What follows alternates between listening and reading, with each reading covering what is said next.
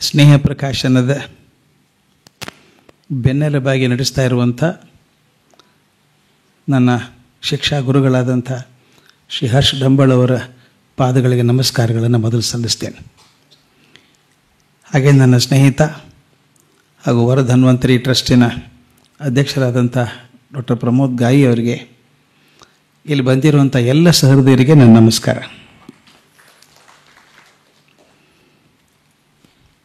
ಡಂಬಳ್ ಸರು ನಾನು ಸ್ಕೂಲ್ನಾಗಿದ್ದಾಗ ಮಾತ್ರ ಟೆಸ್ಟ್ ಕೊಡ್ತಿದ್ದಿಲ್ಲ. ಅವ್ರು ಟೆಸ್ಟ್ ಕೊಡೋದು ಇನ್ನೂ ನಡೆದದು. ವರ್ಷಕ್ಕೆ 3 ದಿವಸ ಬಾಯಿಲಿ ಮಾತಾಡು ಅಂತ ಹೇಳ್ತಾರೆ. ಅದು ನನಗೆ ಟೆಸ್ಟು ಅಸೈನ್ಮೆಂಟ್ ಇದ್ದಂಗೆ. ಈಗ ಸಾಕಷ್ಟು ಸಲ ಬಂದಿದ್ದೀನಿ ನಾನು.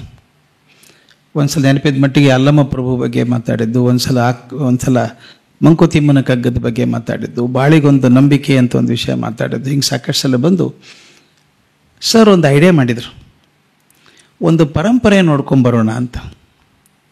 ಒಂದು ಆಚಾರ್ಯ ಪರಂಪರೆಯನ್ನು ನೋಡ್ಕೊಂಬಂದಾಗ ಮೊಟ್ಟ ಮೊದಲು ಬಂದದ್ದು ಶಂಕರಾಚಾರ್ಯರು.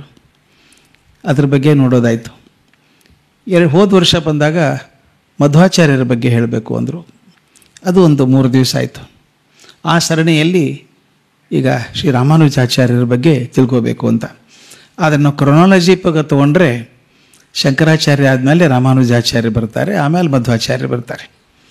ಅದನ್ನು ನಾವಿಲ್ಲಿ ತೊಗೊಂಡ ಪಠ್ಯಕ್ರಮ ಪ್ರಕಾರ ಶಂಕರಾಚಾರ್ಯರು, ಮಧ್ವಾಚಾರ್ಯರು, ಈಗ ರಾಮಾನುಜಾಚಾರ್ಯರ ಬಗ್ಗೆ ಮಾತಾಡೋದು ಅಂತ.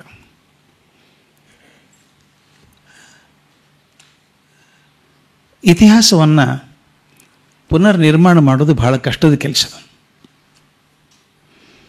ಯಾವುದೋ ದಾಖಲೆ ಇಲ್ಲದೆ, ಆಧಾರ ಇಲ್ಲದೆ ಇದು ಹೀಗೆ ಆಯಿತು ಅಂತ ಹೇಳೋದು ಬಹಳ ಕಷ್ಟ.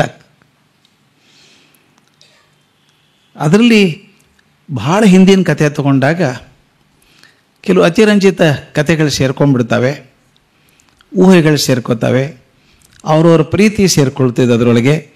ನಾನು ನೋಡ್ಕೊಂಡು ಹೋಗೋಣ, ಭಾಳ ಮಜಾ ಇದೆ. ನಿಜವಾದ ಇತಿಹಾಸ ಯಾವುದು ಅಂತ ಗೊತ್ತಾಗಲಾರ್ದಷ್ಟು ಬದಲಾಗಿ ಹೋಗ್ತದೆ. ನಾವು ವಸ್ತುವಿನಿಂದ ಎಷ್ಟು ದೂರ ಇರುತ್ತೇವೋ ಅಷ್ಟು ಅಪಾಯ ಹೆಚ್ಚು. ಅದಕ್ಕೆ ನಾವು ಯಾರ್ದಾದ್ರೂ ದೊಡ್ಡ ಸಾಧಕರ ಜೀವನವನ್ನು ಗಮನಿಸೋಕೆ ಹೊರಟಾಗ ಎಷ್ಟು ನಿಜವಾಗಿದ್ದದ್ದು, ಎಷ್ಟು ನಂತರ ಸೇರಿಕೊಂಡದ್ದು ಅಂತ ಗೊತ್ತಾಗಲ್ಲ. ದಾಖಲಾತಿಗಳು ಸಿಗೋದಿಲ್ಲ ಕೆಲವೊಂದು ಸಲ. ನಾವೇ ನೋಡೀವಿ, ಯಾವುದೋ ಒಂದು ಘಟನೆ ನಮ್ಮ ಮುಂದೆ ಕಣ್ಣು ಮುಂದೆ ಆಗ್ತದೆ. ಆ ಘಟನೆ ಆದಾಗ ಅದ್ರ ಬಗ್ಗೆ 4 ಮಂದಿ 4 ಥರ ಮಾತಾಡ್ತಾರೆ. ರಸ್ತೆ ಮುಂದೆ ನಿಂತೀವಿ, ಈ ಕಡೆ ನಾ ಬಸ್ ಸ್ಟಾಪ್ನಾಗ ನಿಂತೀನಿ, ಮುಂಜಾನೆ ಏನು ಗಾಡಿ ಖಾಲಿ ಅದ, ರಸ್ತೆ ಆಗಲ್ಲ ಖಾಲಿ ಅದ. ಆ ಕಡೆ ಒಂದು 4 ಮಂದಿ ನಿಂತಾರೆ ಬಸ್ ಸ್ಟಾಪಿಗೆ, ಈ ಕಡೆ ನಾನು ನಿಂತೀನಿ. ಈ ಕಡೆಯಿಂದ ಒಂದು ಕಾರ್ ಬರೋದು ಕಾಣಿಸ್ತೇನೆ ನನಗೆ. ಭಾರಿ ಫಾಸ್ಟ್ ಬರ್ತಿದ್ದ ಅವನು, ಹುಚ್ಚ ಹಾಯಿಸ್ಬಿಡ್ತಾನೆ, ಎಲ್ಲರೂ ಈ ಸ್ಪೀಡ್ನಾಗ ಬರ್ತಾನಲ್ಲ ಇವ ಅಂದ್ಕೊಂಡೆ. ಆ ಕಡೆಯಿಂದ ಮೋಟರ್ ಸೈಕಲ್ನೋ ಬಂದ. ಇವು ಕಾರ್ನೋ ಬಂದ, ಬ್ರೇಕ್ ಹಾಕಿದ್ನೋ ಏನತ್ತು, ಸೈ ಅಂತ ಹಿಂಗೆ ಅಗಲಾಡಿಸಿದ. ಆ ಕಾರ್ ಹೋಗಿ ಮೋಟರ್ ಸೈಕಲ್ಗೆ ಹೊಡಿತು, ಪೆಟ್ಟಾತು, ಇಳಿದ್ರು. 100 ಮಂದಿ ಸೇರಿದರು. ನಮ್ಮಲ್ಲಿ ಮಂದಿ ಸೇರಲಿಕ್ಕೆ ಏನೂ ತ್ರಾಸೆ. ಒಂದು 100 ಮಂದಿ ಸೇರಿದರು. ಯಾರು ತಪ್ಪು? ನನಗೆ ಈ ಕಡೆ ಇದ್ನೆಲ್ಲ ನನಗೆ ಖಾತ್ರಿ ಗೊತ್ತಿತ್ತು ಕಾರ್ನ ಒಂದೇ ತಪ್ಪಿದ್ದು. ಅವ್ರು ಜೋರು ಬರ್ತಾನವ.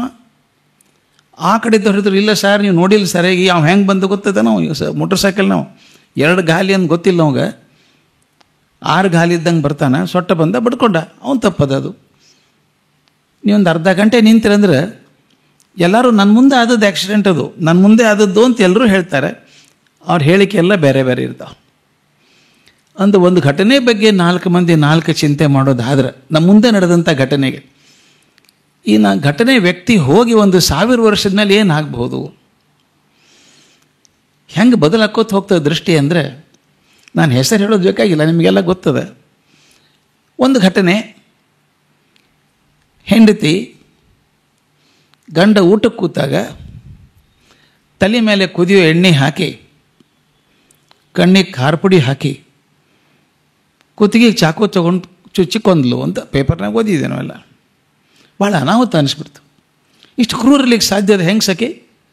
ಛೇ, ಎಂಥ ಹೆಂಗಸ್ರಿಕೆ, ಮದುವೆಯಾಗಿ 40 ವರ್ಷ ಆಗ್ಯದ, ಹಿಂಗೆ ಮಾಡ್ತಾರೆ ಇವರು ಅಂತ ಜನ ಅಂದ್ಕೊಂಡ್ರು. ಮರುದಿನ ಮತ್ತೊಂದು ಬಂತು. ಆಕೆ ಹಂಗೆ ಮಾಡ್ಬೇಕಾದ್ರೆ ಒಳಗೆ ಎಷ್ಟು ಕುದ್ದಿರ್ಬೇಕು ನೋಡ್ರಿ. ಇವ ಅಂತ ನೀಚಿದ್ದಿರಬೇಕು. ಅಂದ್ರೆ ಸತ್ಯ ಯಾವುದು ಅಂತ ತಿಳಿಲಿಕ್ಕಾಗೋದಿಲ್ಲ.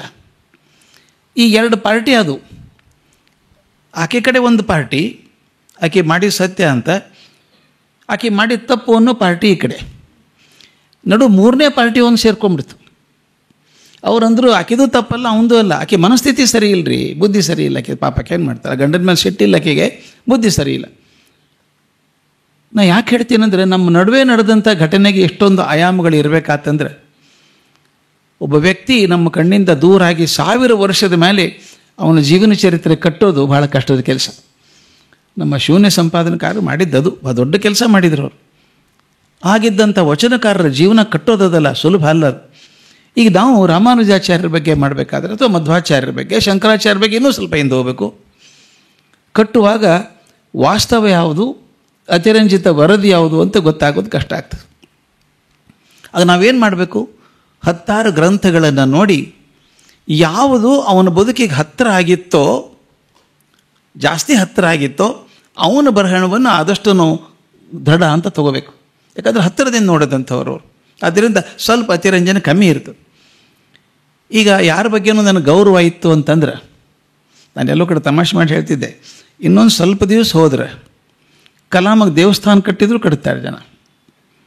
ಕಲಾಂ ಇದ್ದರು, ದೊಡ್ಡವರು ಎಲ್ಲ ಗೊತ್ತು. ಆದರೆ ಬರ್ತಾ ಬರ್ತಾ ಬರ್ತಾ ಕಥೆಗಳು ಸೇರ್ಕೊಂಡು ಎಷ್ಟು ದೊಡ್ಡವರಾಗಿಬಿಡ್ತಾರಂದ್ರೆ ಯಾಕೊಂದು ದೇವಸ್ಥಾನ ಕಟ್ಟಿದ್ರು ಆಶ್ಚರ್ಯ ಇಲ್ಲ. ಈಗ ತಾವು ನೋಡೀವಿ, ತಮಿಳ್ನಾಡಿನ ಕೆಲವೊಂದು ಕಡೆ ಗುಡಿ ಅವ ಅಂತಾವೆ. ಯಾರ ಬಗ್ಗೆ ಅಂತ ಹೇಳೋ ಕಾರಣ ಇಲ್ಲ, ಅವ್ರ ಗುಡಿ ಅವ, ಅವ್ರು ದೇವ್ರು ಮಾಡಿಟ್ಟಾರೆ ಈಗಾಗಲೇ.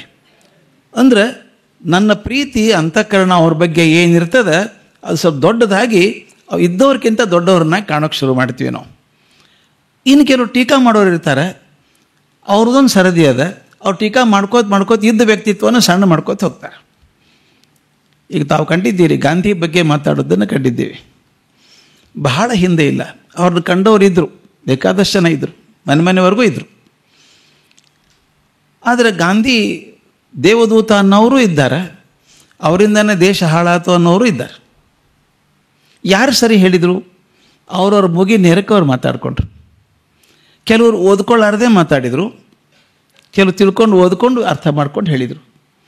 ಹೀಗಿದ್ದಾಗ ನಾನು ರಾಮಾನುಜಾಚಾರ್ಯರ ಜೀವನವನ್ನು ಈಗ ಸುಮಾರು 1500-600 ವರ್ಷಗಳ ಹಿಂದೆ, ಅವ್ರು ಹುಟ್ಟಿದ್ದು 1017ನೇ ಇಸ್ವಿಯಲ್ಲಿ, ಒಂದು 1000 ವರ್ಷ ದೂರ ನಿಂತು ನೋಡೋದಲ್ಲ ಜೀವನ ಸುಲಭ ಅಲ್ಲ. ಅದನ್ನು ಗಮನಿಸಬೇಕಾದ್ರೆ ಮೂಲ ಗ್ರಂಥಗಳನ್ನು ನೋಡಬೇಕಾಗ್ತದೆ.